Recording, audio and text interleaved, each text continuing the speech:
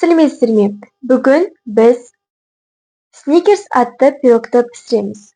Ол үшін бізге начинкасын істеуге ең алдымен вареная сгущенка және жаңғақ керек болады. Оның орнына орехты де алуға болады. Қазір бірінші қамырын жасаймыз. Қамыры негізі сметананың қамырына ұқсас, бірақ басқа жасалады. Бірінші біз 2 жұмыртқаны аламыз. Жарамыз.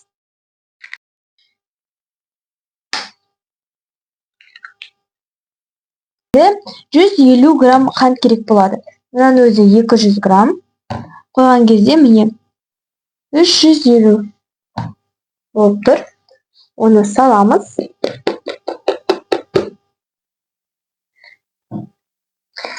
Және де бір кішкентай ас қасық сода салуымыз керек. Бүкіл араластырайынды. Бірдей консистенцияға дейін араластырамыз.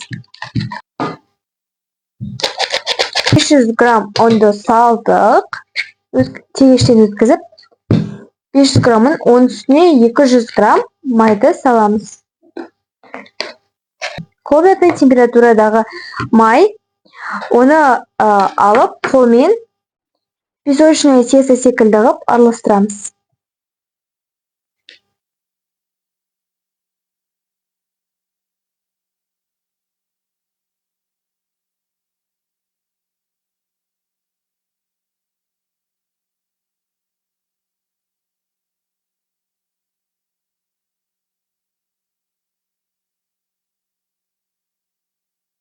Ал енді біз бетіне қоятын начинкасын жасайық.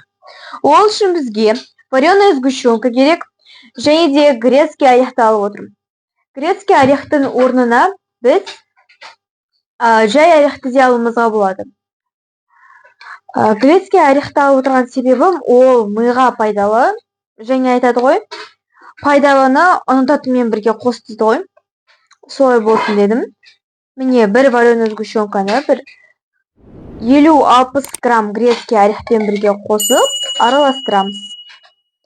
Ал шоколадты біз сосын ерітіп, үстіне осымен пісіріп аламыз да, пісқан соң үстіне істеп алатын боламыз шоколадпен. Бұның яғни сникерс болған себебі, оның іші сникерс, ал сырты сникерс шоколады шоколад болады. Сол үшін шоколадты үстінен алып жағамыз. Бұл мысалы түркістанский шоколад, оның орнына немесе қазақстанский шоколадты алуға болады. Соларды алуды ұсынамын, өйткені олар ерігенде басқа шоколадтарға қарағанда жақсы болады және жақсы тұрады. Дәмі жақсы шығады емес.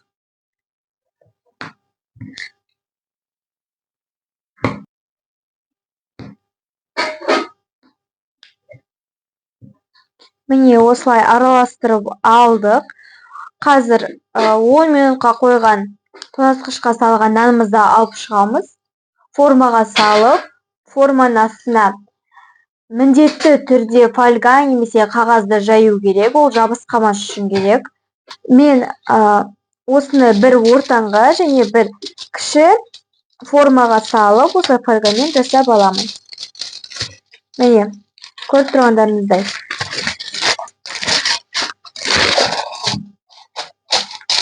Дұрыс формасын беріп аламын. Фольганы қойып қатты ұстап алатындай құламайды, көрдіңіз бе? Сілкем құламайды. Тура осылай екіншісінде.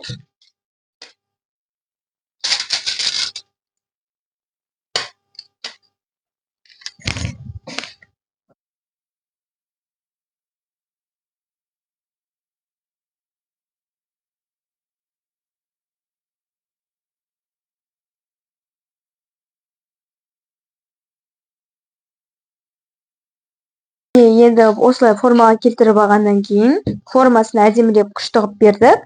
Енді оны үшіге алып бөлеміз, е. Бірдегі распределять етеміз. Бірдегі распределять етеміз. Яғни бірдегі бүкіл жерге бірдегі бөлеміз.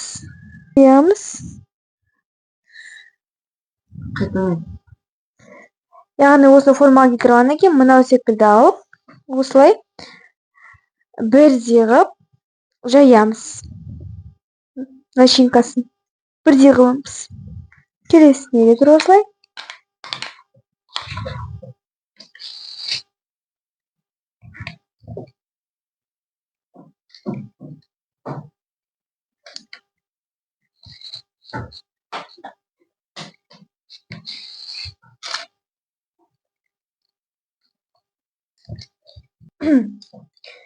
және де духовканы 180 градусқа дейін разогревать етіп,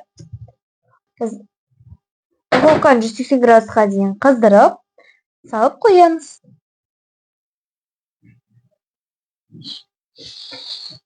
30 минутқа саламыз. Әбден пісқаннан кейін, суып алғаннан кейін, осыны ерітіп, растительный масломен 2 қасық салып, ерітіп бетіне жағамыз. Міне үстіне сіздер көріп тұрғандарыңыздай шоколадты үстінен істедік.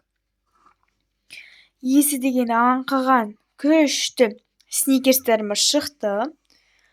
Енді осыны шаймен бірге отырып жеуге болады. Шоколадымыз күшті сіңді, кішкене тосу керек оның қатқанын. Қатқаннан кейін осы бәлішімізді жей беруге болады. Ас болсын.